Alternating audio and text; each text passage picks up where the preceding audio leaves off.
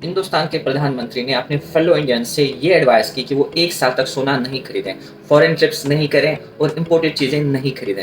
ऐसा क्या है जो उन्होंने एक्सप्लेन नहीं किया? 120 सेकंड्स में समझाता हूँ, वीडियो एंड तक ज़रूर देखें। देखें, जो आप सोना खरीदते हैं वो इंडिया में नहीं बनता है, वो इम्पोर्ट होके आता है। मतलब रुपये को सेल करना पड़ता है और डॉलर्स खरीदने पड़ते हैं सोना खरीदने के लिए।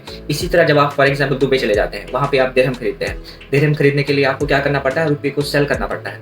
इसी तरह अगर आप कोई इम्पोर्टेड चीज़ खरीदते हैं, तो लाइक शूज़, फ़ोन, तो आप क्या करते हैं? रुपये को सेल करते हैं, डॉलर बाय करते हैं। जिससे क्या होता है? रुपये पे प्रेशर आ जाता है और डॉलर की वैल्यू बढ़ जाती है। जिससे क्या होता है? रुपये की वैल्यू बहुत गिर जाती है। जिससे क्या होता है? रुपये की डिमांड कम हो जाती है और डॉलर की डिमांड बढ़ जाती है। फिर सिंपल रूल है, जिसकी जितनी डिमांड उसकी प्राइस उतनी बढ़ जाती है। बट सालों से तो ऐसा ही चला आ रहा है, फिर इस बार ऐसा क्यों?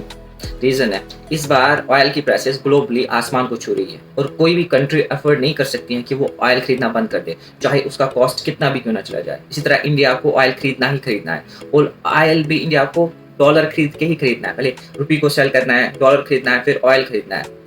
अगर इंडिया ऑयल खरीदना बंद कर देता है तो गाड़ियां रुक जाएंगी, मशीन्स रुक जाएंगी और बहुत बड़ा क्राइसिस हो जाएगा।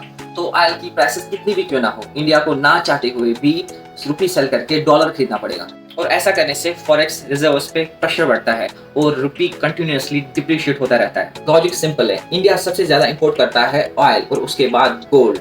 मतलब इंडिया को सबसे ज्यादा रुपया सेल करना पड़ता है गोल्ड बाय करने के लिए और ऑयल बाय करने के लिए। गोल्ड खरीदना बंद नहीं करते हैं क्योंकि ऑयल तो कंपलसरी है, उसमें कोई कंप्रोमाइज नहीं हो सकता है।